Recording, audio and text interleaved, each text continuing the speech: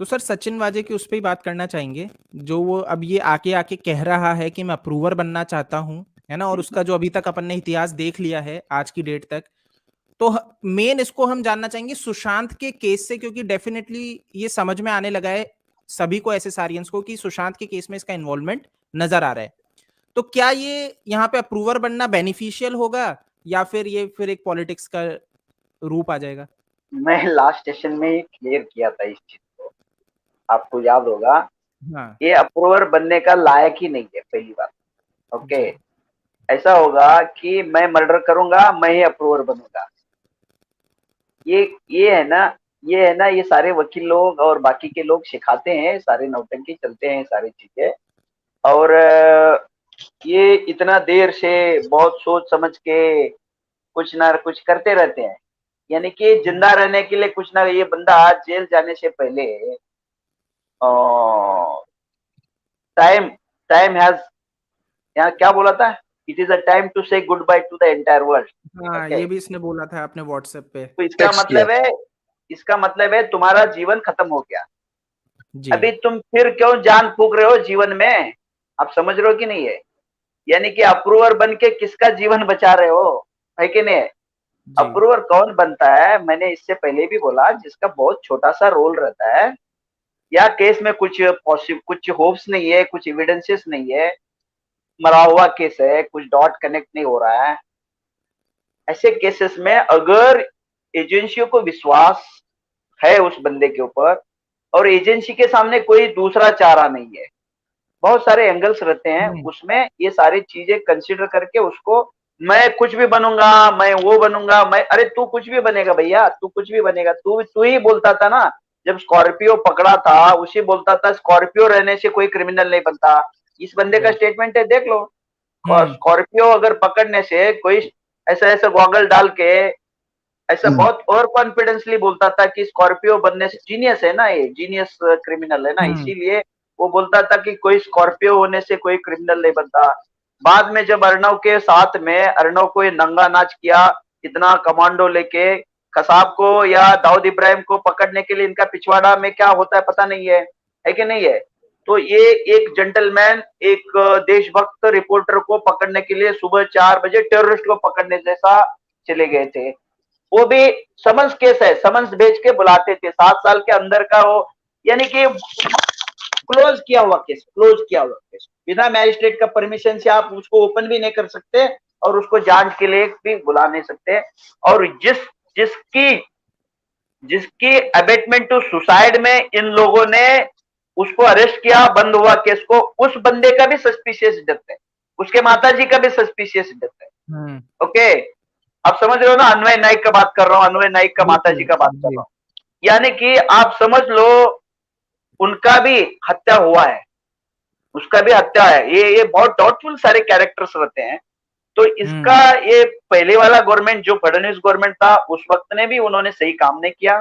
Okay, और अभी ये गवर्नमेंट के बारे में तो कोई उम्मीद ही नहीं है, क्योंकि इन्वेस्टिगेशन अन्वय नायक का इन्हीं गवर्नमेंट के अंडर हुआ था। कि संजू बाबा को 100 बार पैरोल पे फडणवीस गवर्नमेंट ने छोड़ा था। आप समझ लो ये बात, 100 बार छोड़ा इसको, हर बार, यानी कि 4 दिन जेल में रहता था वो, 4 दिन बाहर रहता था। तो फडणवीस को इसके बारे में क्लैरिफिकेशन देना चाहिए। बहुत बाकी के लोगों के बारे में उसने, बहुत सारे लोग हैं, ये क्या उधर पिकनिक बनाने के लिए गया, ये छोटा मोटा, ये क्या थप्पड़ वाला केस था, एक तो बम ब्लास्ट वाला केस आपने वहां माइन्यूट कर दिया, उसको डाइल्यूट कर दिया, छोटा छोटा सेक्शन लगाया, बड़ा सेक्शन निकाल दिया। संजू तू चिंता मत कर, मैं तेरे पीछे हूं बोल बोल के। ओके, यानी कि ये सारी चीजें हैं। ये बंदा is more dangerous than all these criminals, you got it. तो वहां क्लियरली पहले रिपोर्ट में यही आया कि देशमुख इसके थ्रू सारे चीजें करता था, देशमुख इसके थ्रू करता था। तो ये मेन यही है, ये दोनों ही मेन है। तो ये अप्रूवर बनने का सवाल ही नहीं है। और कौन मांगा है तुझे अप्रूवर, मांगा किसने है वो बोल पहले। सही है। जरूरत किसको है? जरूरत ही नहीं है, तेरा अप्रूवर की जरूरत ही नहीं है कि नहीं है? तू कुछ भी बनेगा भैया, तू कुछ भी बनेगा, पहला बोलता था। और निरंजन पूछ रहा था, आर रिपब्लिक भारत का निरंजन इसको पूछ रहा था, उसको मैं अप्रिशिएट करता हूँ निरंजन को। इसकी वजह से अर्णव का जान बच गया, निरंजन की वजह से, आप समझ ले बात। जी ओके, और पूछ रहा था कि ये क्लोज केस हुआ, okay, this case has been closed long back, why mister Waje, why you are opening this case? या दिस वन जी आप ये दिखा सकते हो, अगर ये दिखाना चाहते हो तो यू में रिफ्रेश होने दो लोगों को, अगर इफ इट इज देयर। एक बार प्ले कर दूं? हाँ हाँ कर दीजिए, कर जी जी। Sir, Mr. Waze, why you arrested him, sir? Sorry? Why you arrested him? The Alibag police has arrested him under section 306 and 34 of IPC. That is abatement and aiding for committing suicide. What case is this, sir? This is 2018 case where a son and a mother committed suicide because of the atrocities of Arnav Goswami. So do you have evidence, sir? He said, you have evidence, sir? Yes, we have. Because it was a case, I believe, that was closed by the police itself. Yeah, the same police and same court has opened it, sir. You just heard that, right? You just heard that, right? इसको दिखाना चाहिए, the same court has opened it, वो open वाला order दिखाना चाहिए इसको, okay. और ये पूछ रहा है कि एविडेंस क्या है, वो एविडेंस भी इसको दिखाना चाहिए। केस एविडेंस नहीं है इसीलिए क्लोज हो गया।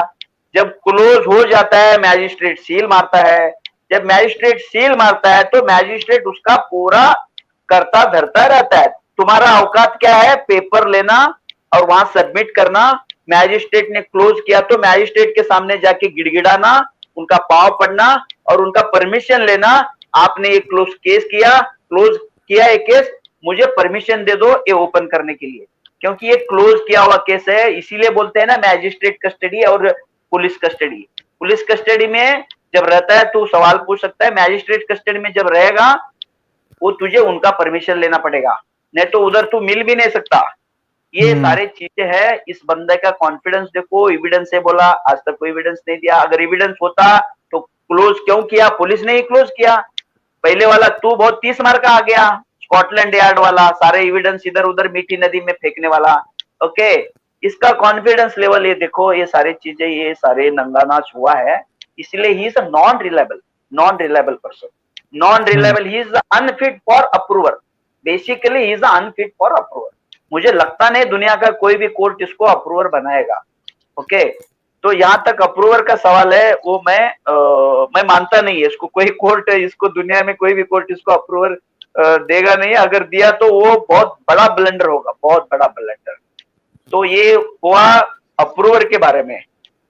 और दूसरा कुछ पूछना है तो पूछिए। एक सर, एक ये भी प्रश्न है, ये जो फोटो है इसके ऊपर भी बात चल रही है कि क्यों ये व्यक्ति फ्रंट सीट पे बैठा था। नॉर्मली ऐसा रहता है कि जो अपराधी होता है वो फ्रंट सीट पे बैठ के ट्रेवल करता है। अच्छा, ये व्हीकल है क्या? हाँ, ये पुलिस की जो गाड़ी रहती है, जो अर्नव को जैसे लेके गई थी वैसी सी गाड़ी है, लेकिन ये फ्रंट आगे बैठा है, जैसे अर्नव पीछे बैठा था वैसे में ही आगे बैठा है। और मैंने आगे से इससे उतर रहा है। पहले भी आपको बोला, मैंने इससे पहले भी बोला कि परमवीर का और सुबोध कुमार जायसवाल का जब हम बात कर रहे थे उस वक्त पे हमने ये डिस्कस किया, यानी कि मेरा ही भाई है, आप समझ रहे हो ना, मेरा ही भाई है। परमवीर को अरेस्ट करने जाओ या समझ सर नहीं है, वहां साहब नहीं है, हम गए थे वहां नहीं है। यानी कि ये लोग मिनिस्टर से पावरफुल रहते, राज यही लोग करते रहते हैं, आप समझ लो। मिनिस्टर का बात मानना ना मानना भी इनका पावर में रहता है, घुमाते हैं लोग। इसीलिए ये प्रिविलेज ये यूज कर रहे हैं गाड़ी। वैसा कोई रूल्स नहीं है, इसको यहाँ बिठाओ उसको वहां बिठाओ, ये अपने नंगा नाच करते हैं, आप समझ लो। इनके हाथ में कोई गाड़ी आ गया तो ये इनका बाप का समझते हैं, पुलिस स्टेशन में भी गया तो ये पुलिस स्टेशन इनका बाप का समझते हैं। कौन सा आदमी किधर बैठना चाहिए, तू खड़ा रहने का, तू इधर करने का। क्रिमिनल को ये लोग एकदम बहुत इल ट्रीटमेंट देते हैं, और बड़ा साहब आ गए तो उनका बूट चाटते हैं जल्दी जाके। ये ऐसा एकदम स्लेवरी क्या बोलते हैं उसको, गुलामी मेंटालिटी है, ये रहता है इनका। तो इसीलिए ये जो है इनको स्पेशल ट्रीटमेंट उन्हीं का भाई लोगों ने दिया है, गॉट इट। वो लॉयल्टी वहां भी दिखाते हो, वो लॉयल्टी दिखाने का वो एक तरीका रहता है, क्योंकि उन्हीं के हाथ में है ना गाड़ी, उन्हीं के हाथ में ड्राइवर, उन्हीं का पुलिस, उनका जेल, उनका सब उन्हीं का है ना। इसीलिए वो सारी चीजें आपको ये दिखेगा। अर्णव का तो था ही नहीं है, मेरा नहीं रहेगा, आपका नहीं रहेगा, यानी कि पूरा सरकारी तंत्र ये इनका बाप का प्रॉपर्टी समझते हैं। इसकी वजह से वो सारी चीजें आपके सामने वो दिखता है। ये फेयरली, ये क्या बोलते हैं उसको, लॉ बोलते हैं ना, everybody is equal before law. ये बोलने के लिए क्योंकि जिसके हाथ में लॉ है वो तोड़ मरोड़ के अपने अपने हिसाब से करेगा। That is the best example.